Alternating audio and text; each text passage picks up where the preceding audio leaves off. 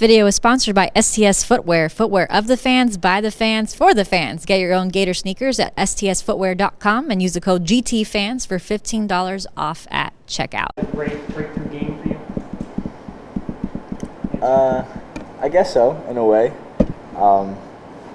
It's not something that, is impossible for me to do day in and day out. Just a matter of me going out and doing it.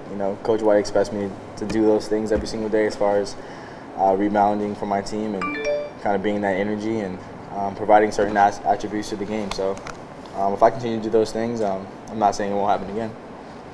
You have always been an elite defender, even since you came here. Talk about how your offensive game is catching up with your defense now. Just having a lot of confidence, to be honest. Coach White preaches that. Don't shoot the ball hoping that it goes in.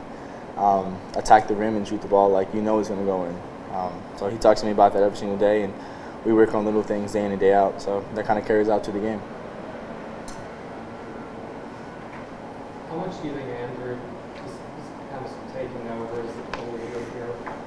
At the end of the game, he just kind of took over the role. I always look at him as a leader. From the first day I got here, from what he does for us, is provide that leadership. If we know that we're in a hectic game or any game and we need to get the ball in someone's hands in order to make a play for us to boost our confidence or to try to change the dynamic of the game, we know Andrew and kind of KJ are those guys for us. So we put a lot of trust in KJ and a lot of trust in Andrew, and when those guys have the ball in their hands, and we know a good decision is going to be made out of that. We asked you after the game, but now that you've reflected for a day or two, what would that game kind of tell you about this team? I think a lot of things, to be honest. We're a lot closer than what we thought, and we're a lot better than what everyone thinks that we are.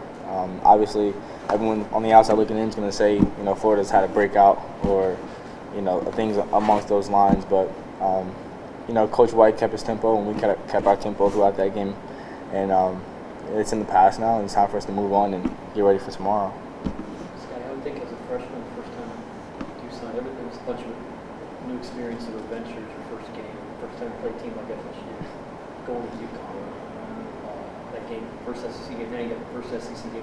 What have these guys told you that you should expect when you go to a place like South Carolina and play?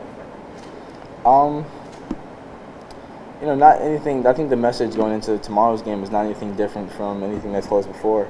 Going into the game yesterday, we were 8-4, I believe. So we've kind of been battle tested with having close games and games to where we're kind of like neck and neck with the other team. So I think the fact that we've been battle tested so early on was the deciding factor of how we came back in that game yesterday. And that was just another battle to add to our repertoire. So it's going to carry us out and help us in the long run for the rest of the season. Deontay does so many things that don't show up in the box score. Would you talk about all the little things that he does for this game? He adds a tremendous amount of diversity to the team. He's playing as our forward. He's not a traditional four. As far as size, speed, and skill set, I think he's one of those guys that if we give him the ball, I trust him to make the right decision as well, along with Andrew and KJ. As far as him rebounding and being a prime athlete and him being able to shoot the outside shot and him developing that skill set, I see him every single day in the gym putting in that work, and it's carrying over to the game, and it's helping us collectively as a team. He's kind of a tough guy too, isn't he? For sure.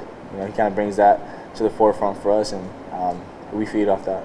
How'd you get the concussion, and how tough was it to sit out the one game? How did I get the concussion? I was guarding Tyree in practice, and watching the video, it looks like Omar tripped Gak into me, I think. And I was in the air trying to block the shot, and Gak kind of fell from being tripped by Omar. And I landed it on my shoulder first, and I landed on my head next. So Duke came over and he took care of me for the 7 days I was out. Wasn't too worried about it. I knew I'd be back sooner or later. So just in order of following the steps and listening to Duke. I've seen you had it before. I've had one concussion in the same year. In the summer, I was in LA. Similar thing, chase down block, kind of too high, couldn't control I was unconscious for about 2 minutes then. So the second time around is kind of, precaution to kind of take some days off. Free throw shooting was huge for you guys the other night. You're actually second on the team in free throw attempts. We always talk about your defense. Is that something you pride yourself in as well? Your ability to get to the free throw line, and what really goes into getting in position to draw a foul? Not necessarily. I think it's just kind of the flow of the game. I think as a team, we want to have an overall great free throw shooting percentage. I don't know what that is or if it's good or bad right now, but yesterday, I don't think anyone. I think I remember one. Well, I think Andrew missed one in the second half. I think the rest was kind of knocked him down. No offense to Andrew, obviously, but we probably shoot 200 free throws a day.